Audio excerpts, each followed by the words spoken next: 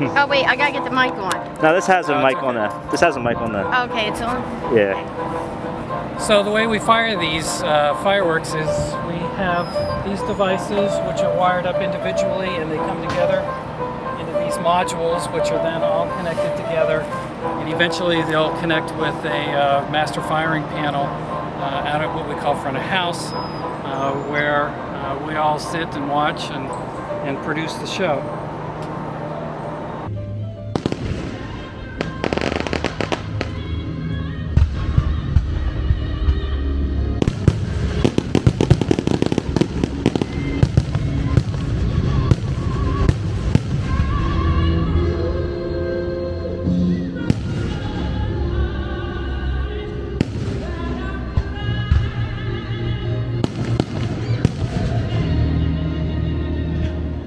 Hi, this is Kimmy B here with Pretzels and History. So we're gonna interview with Chris, and he's gonna tell us what his job and how long he's been doing the Lititz fireworks for.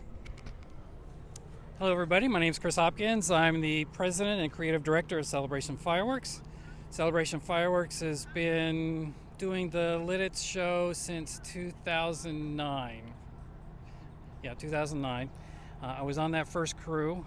I was crewed in 2009, 2010, and then I started designing the show in 2011.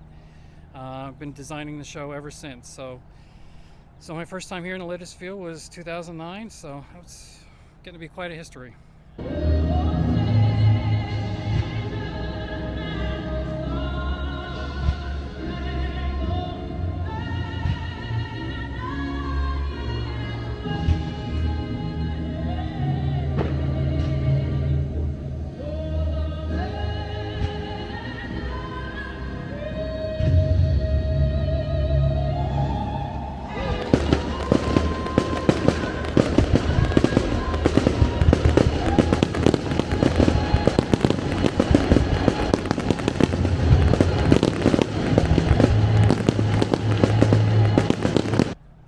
It seems already like quite a history. So what got you into saying, "Oh, I think I want to do fireworks"?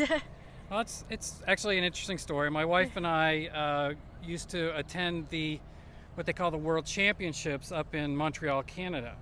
And so they have major companies come on and put on 30-minute shows every Saturday and every Wednesday. So we would try to get up to one of those once a year. So we did that for probably 10 years, and then started going up twice a year, taking the family, once for us and then taking the family. And so it got to a certain point where I thought, you know what, I think I can do this. And it's really exciting and really fun. And so I called a local fireworks company, Celebration Fireworks, and the owner said, sure, come on out, we'll put you in the field. And from there, I thought, you know, I'd like to take a chance at designing, and that went pretty well. And so in 2013, I came on board as the full-time designer. And then in 2020, the original owner decided to retire, so me and two other employees purchased the company. And so now we own the company, and it's been a real interesting ride. So, like, what are the dangers that you have to face when lighting these fireworks, and how many fireworks can you light off per minute? Okay, so with modern day fireworks, they're all computer fired.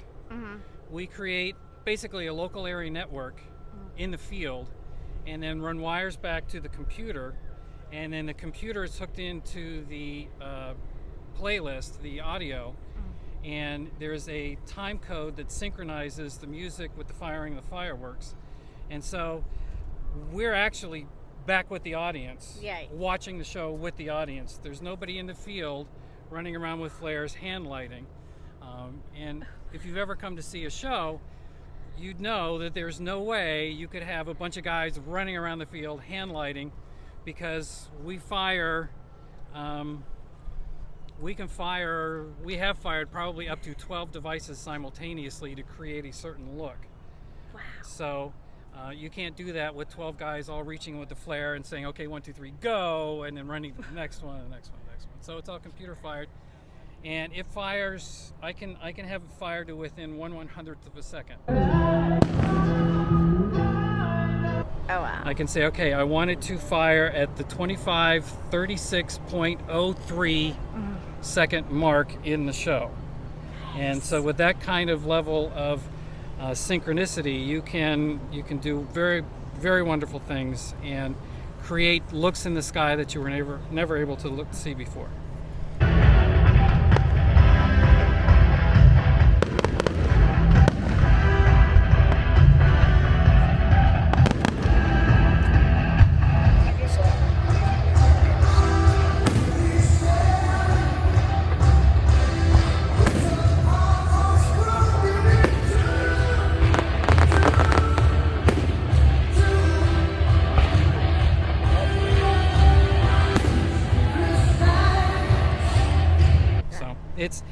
There are dangers in handling, but we have our guys trained. They understand what they need to do. You know, we are handling explosives, so you have to respect that. But with all the safety precautions in place, and if you're careful and you respect the product, it's just fine. And like I said, when it comes to actually firing the product, we're back pretty much with the audience, so it's all safe. That's awesome. So how did your volunteers then stay safe from a firework accidentally going off and burning them up? So when we're setting up now, we train them and we tell them, okay, these are the things you can do, these are the things you can't do. So hopefully they don't do the things that they shouldn't do. Okay. And they know how to handle it. And once you get the device into a gun, into one of the tubes, that's about the safest place it can be, because if it ignites at that point, that's what it's supposed to do, and so what it's going to do is just shoot straight up into the sky. And so that's actually the safest that these devices are, is when they're nestled in the bottom of their tubes. And so they're trained and they know how to handle them, and so far we've been very very fortunate that everybody's done the safe things, and we have virtually no explosive accidents. So. Awesome. Yep. And how long is the training program for, to know? So there's an 8-hour course that we administer through Pyrotechnics Guild International. Okay. They've kind of like created the standard display operators course, and so we take that course. We actually teach that course as well. Oh, wow. So we teach that course and we train our people, and so they have that certification, and then they go out on crews and they are put out into the field and brought along by crew leads who have the experience, and then oversee them and give them the experience that they need to do it safely on their own. And then how many fireworks and how many gasolines do we have here exactly? I don't know exactly off the top of my head.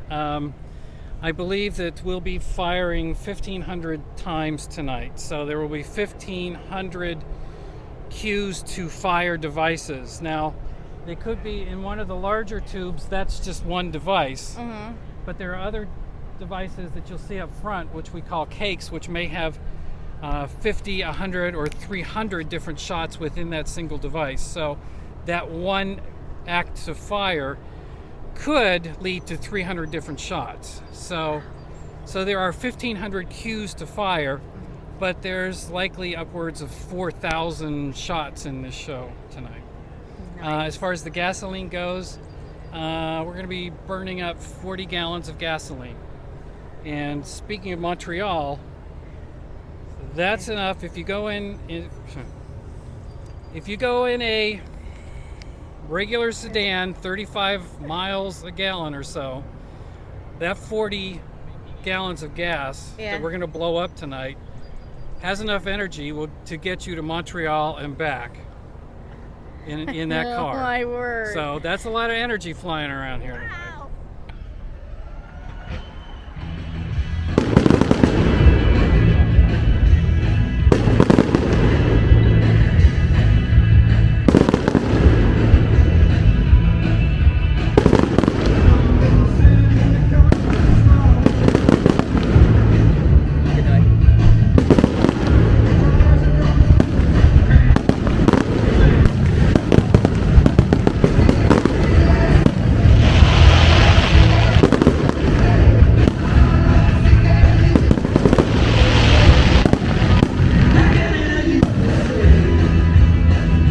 how do you mix the music to the fireworks? Like, how do you know, like, oh, like this song's gonna go with this firework and that firework? Okay, well, that's happens to me. My job as creative director is I listen to the music and close my eyes and I say, okay, what does this look like in fireworks?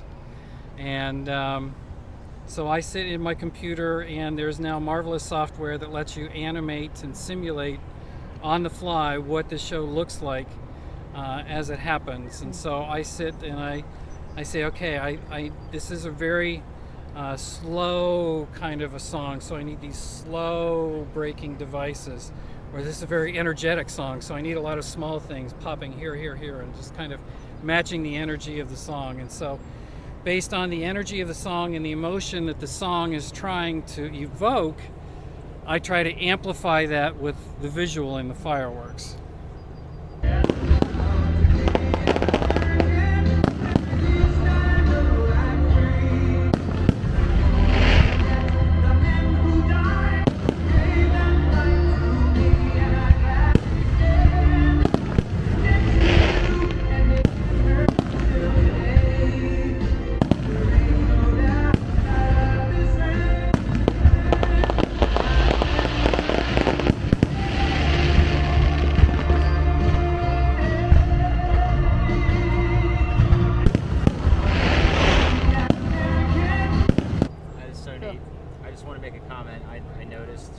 As I was filming and as I was producing last year's fireworks, I could totally see like the way things were choreographed. You could see the rhythm of the Right. fireworks and the music. Right, and the laser lights, I got those, and I was trying to find where they were shining. I'm like, okay, there's the box, but just having a cell phone and not having a pickup truck when you're short to see, it's like, it's hard to film like all that, so yeah.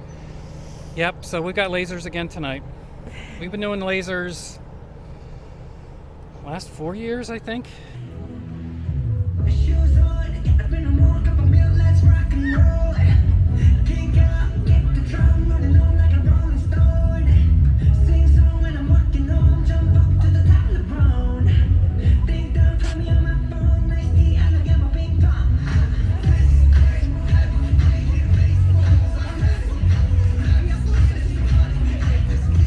Okay. Yeah. Cool. What made you decide to put lasers in it?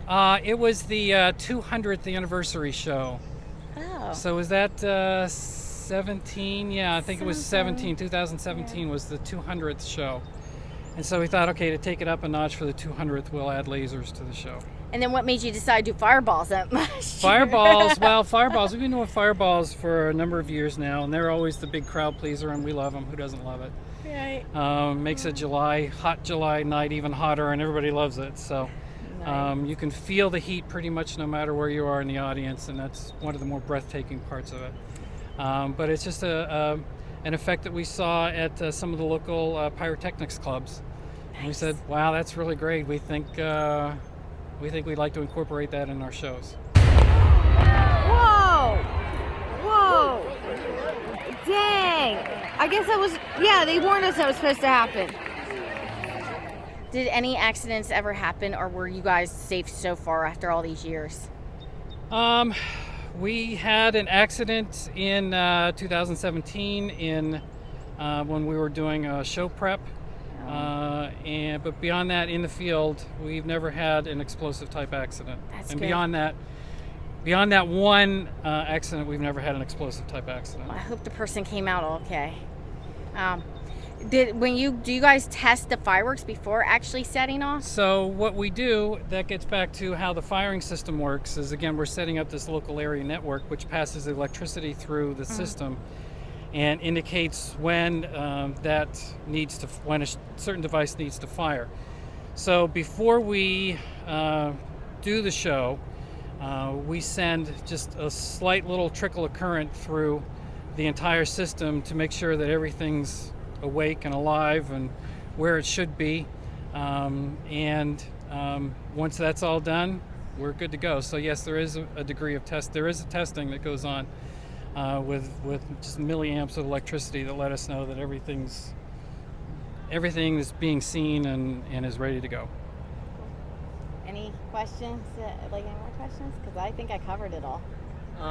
Feel like I did. What kind of what kind of computer do you use to trigger? I mean, that's technical, but do you have any idea? So it's a computerized firing system. It's not an actual off-the-shelf computer. It's its own built-in system made specifically for this. And so it's got batteries to supply enough power to power and actuate all of the E-matches to actually light the fuses. So it's not just a computer. It is a computerized firing system. So. Oh wow. Interesting stuff. That's not quite exactly the same as some guy walking up with a match. Right. Not at all. Yeah. Not at all. They changed it though because that's how it used to be, right? Hey, that's probably how at least 90% of the shows in the country are still fired. Oh wow. But the original owner of the company always from day one, 2001, said hand lighting is not for us. We think it's safer and we can do better shows with computers. You know, scripting. We still decide what gets fired, but there's nobody close to the explosives as they're exploding. So Nice. inherently that's got to be safer. Yeah. I like that idea. Mm-hmm. And it's more beautiful, and you just can't do what we do by hand. Just can't. Right. From what the fireballs looked, I was like, "There's no way. Mhm. There's no way." Mm-hmm. So when you set all this stuff up, it has to be arranged in a particular way. If you mess that up, is that a problem? Generally, no. We have a diagram. We create a diagram back in the office as to how the layout's going to be.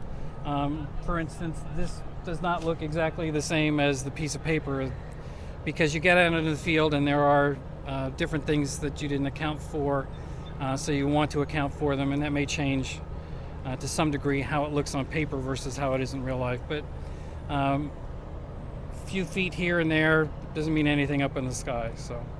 Okay. Cool. All right. So what kind of license do you need to get these types of fireworks? Good question. I didn't think of that. So License. our company holds the proper ATF licenses in order to purchase, and we import products from foreign countries. And so we have the licenses to actually own them. You can't just come to our place and buy these fireworks and we hand them over to you and say, okay, these are now yours. That's illegal. You can't do that. Yeah, I would hope you wouldn't do that. That's right. So you have to have the proper licenses in order to take possession. And then you have to have the ability to store them correctly. And obviously, in Pennsylvania, there's no license to shoot them off, required to be an operator to shoot them off. So we hope that you take the safety courses and spend some time out in the field, better understanding what you need to do in order to do it safely.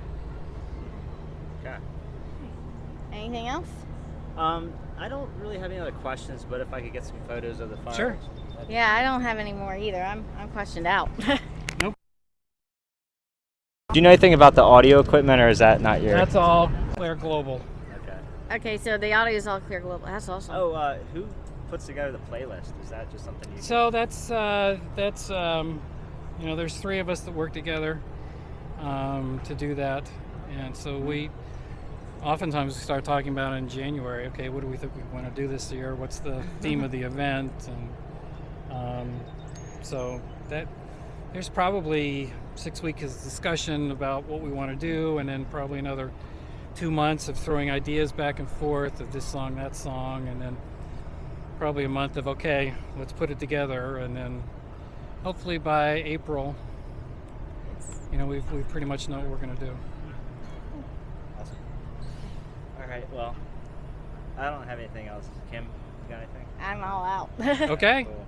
All right. that's great. You want to get some photos? Thank you.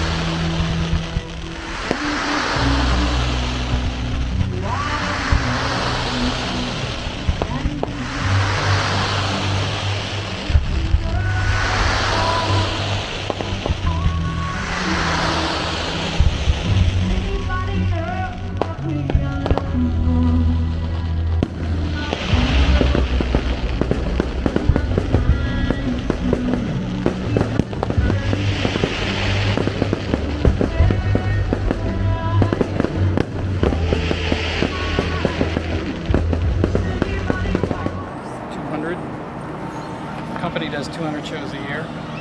All from where?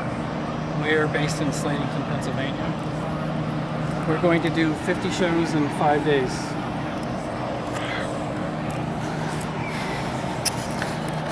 This is one. So it's a full-time job. Yeah, it is a full-time job. And this starts when, like June till August? Well, so most of the shows probably start around Memorial Day, and go. The season's been extending towards the end of September.